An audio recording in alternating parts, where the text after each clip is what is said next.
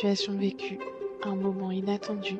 Derrière chaque expérience, même la plus anodine, se cache une compétence, une vraie. Bienvenue dans Elles Inspirent Studio, version pépite. Un format court, piquant et toujours audacieux. Là où chaque histoire révèle ce que tu sais déjà faire.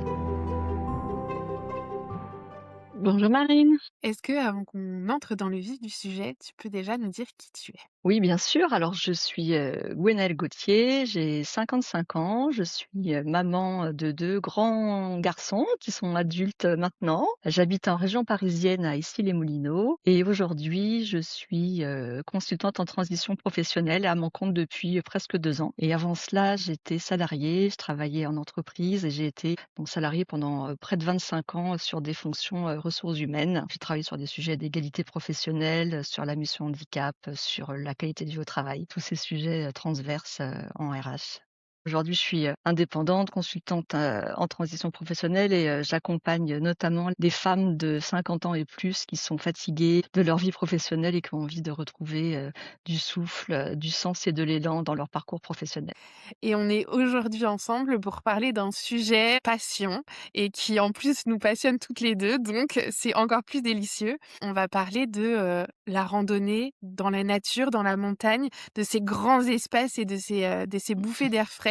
Qu'est-ce que ça représente pour toi? Alors pour moi, la randonnée, c'est vrai que je pratique ça depuis, très longtemps, ça fait, 30 ans que je pratique de la randonnée, plutôt, en moyenne montagne. Ce que j'aime justement, donc comme tu le dis, c'est le côté, très dépaysant, la nature, se retrouver vraiment au contact de la nature, et de l'effort et de voir les beaux paysages. Donc ça, c'est le côté sportif que j'aime bien, le goût de l'effort mais au-delà de ça, ce que j'aime bien, c'est aussi le fait de pouvoir, voilà, avancer, se fixer des objectifs, gravir, un col, passer un col, découvrir des nouveaux horizons, c'est comment tu prépares ton voyage, comment tu prépares ta randonnée, comment tu t'adaptes quand tu es sur le terrain, quand tu avances parfois malgré les difficultés et puis, comment tu savoures aussi le chemin parcouru, comment tu savoures, les beaux paysages, la satisfaction du résultat, une fois que tu es arrivé au sommet. Puis une fois que tu es arrivé au sommet, c'est pas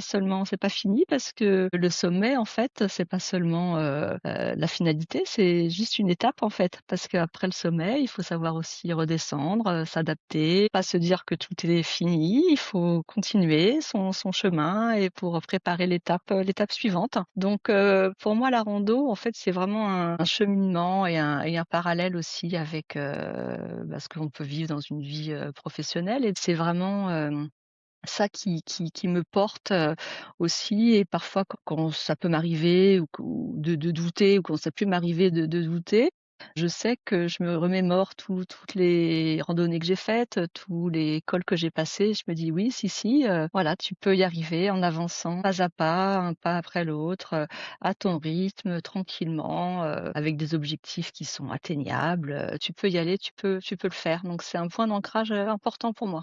Oui, c'est que c'est, finalement une leçon de vie dans sa globalité. La randonnée, on peut être confronté un peu à tout, avoir, la résilience d'abandonner quand les conditions météo, marchent pas, d'avoir le courage de se dépasser physiquement quand c'est plus dur que ce qu'on pensait et puis, la persévérance, de d'aller au bout, de se donner les moyens, de toujours, construire, ce qu'on a envie d'atteindre. C'est ça, exactement. Donc, là, tu as dit en effet, pas mal de points que je rejoins. Donc en effet, c'est savoir évidemment, se fixer un objectif qui soit atteignable. C'est pas partir non plus n'importe comment, c'est évidemment se préparer et puis donc c'est se connaître aussi pour savoir ce qui est faisable pour soi en fonction de ce qu'on a déjà réussi, en fonction de ses compétences et puis, évidemment, c'est savoir s'adapter en fonction, de ce qui se passe, sur le terrain, de la météo, du chemin, du terrain. En effet, c'est savoir prendre parfois des risques, mais qui soient des risques mesurés pour pas se mettre en danger, rester toujours en sécurité par rapport à soi. C'est évidemment savoir aussi sortir de sa zone de confort pour pas, être toujours, dans sur les mêmes pouvoir, avancer, explorer des nouveaux chemins, des nouvelles façons de faire et puis voilà et puis après c'est le côté,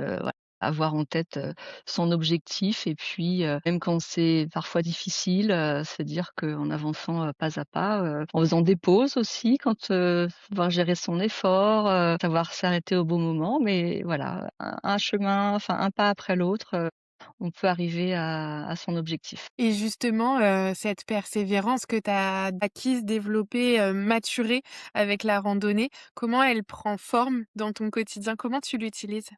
Donc aujourd'hui, vraiment ça fait encore plus écho aujourd'hui que je suis entrepreneuse, que je suis à mon compte depuis, bientôt 2 ans. C'est justement là aussi, la mise en place de son activité professionnelle. J'ai une vision de ce que j'ai envie de faire, de ce que j'ai envie de construire, mais en effet ça prend du temps et donc je sais, je m'appuie sur mon expérience de la rando pour ça. Je sais que, il y a plusieurs étapes à franchir, que tout va pas se faire du jour au lendemain, qu'il y a des différentes, cols, différentes étapes, à passer.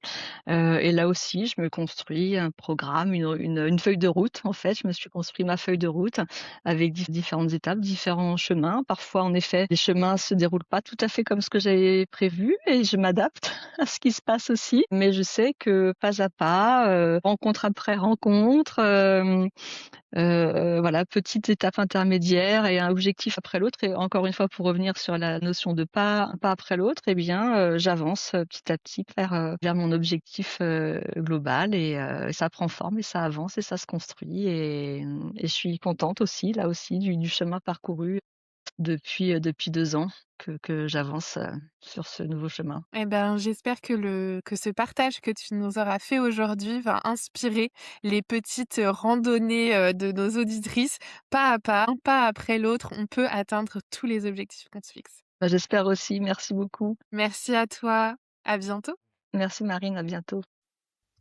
C'était une pépite, un moment pour faire briller une compétence qu'on sous-estime trop souvent. Et si ça t'a parlé, partage ce mini-épisode à une femme qui mérite de croire un peu plus en ce qu'elle sait faire.